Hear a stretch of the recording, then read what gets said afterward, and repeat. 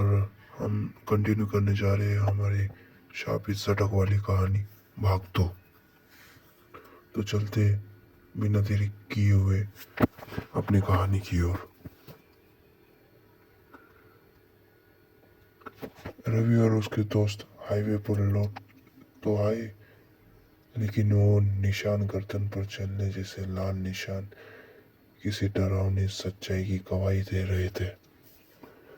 सब चुप थे, लेकिन किसी में कुछ बोलने की हिम्मत ही नहीं थी।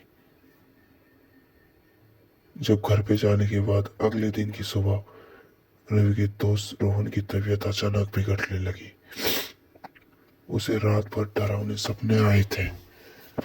उसने सब कुछ रवि को बताया। सपने में वही औरत सफेद साड़ी में उसे बुला रही थी। तुम लौट आए, पर अब मैं तुम्हारे साथ चलूंगी। शाम तक रोहन बेहोश हो गया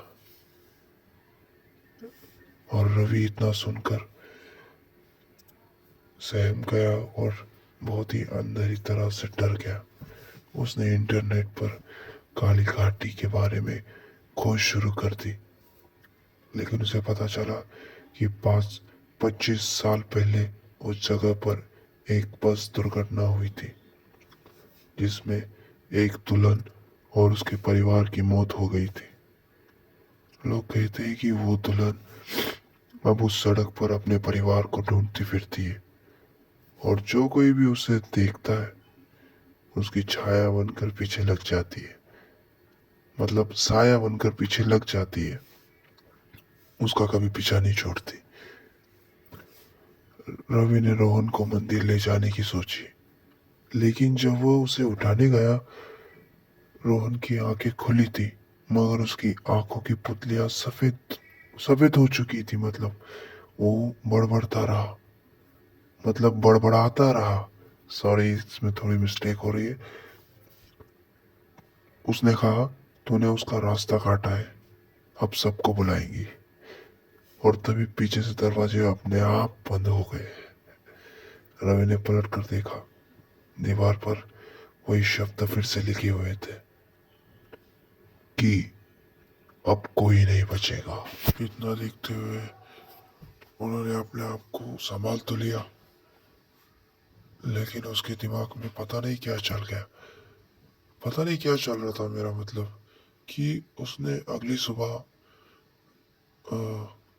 उसके दोस्त रोहन को लेकर एक गांव के तांत्रिक बाबा रुद्रनाथ के पास लेकर गया।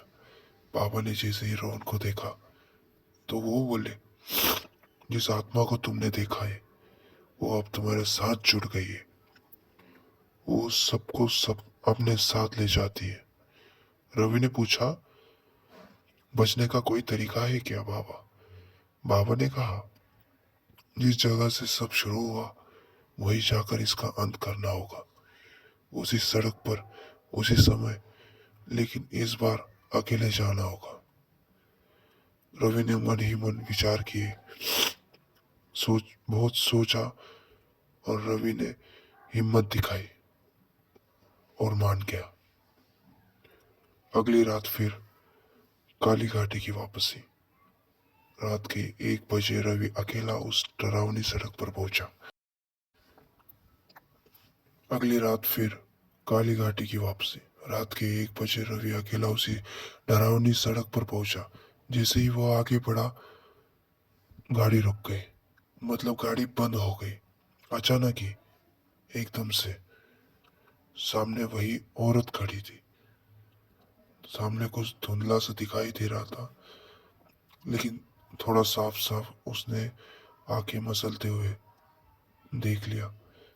वो सफेद साड़ी में, हाथ में लाल शादी का जोड़ा लिए हुए, और मुस्कुराते हुए हल्की सी हंसी के साथ वो बोली, अब तुम मेरे साथ चलोगे। किसी ने मेरा साथ नहीं दिया था, अब तुम दोगे। तभी रवि ने बाबा से मिली राख निकाली और जमीन पर एक गोला बनाया। वो मंत्र पढ़ने लगा और औरत जोर जोर से चिल्लाने लगी। आखिरकार वो अचानक गायब हो गई और रवि ने हिम्मत दिखाते हुए वहां से निकलते हुए बाबा को शुक्रिया अदा किया, मन ही मन मुस्कुराया और भगवान को बहुत बहुत शुक्रिया और धन्यवाद कहा।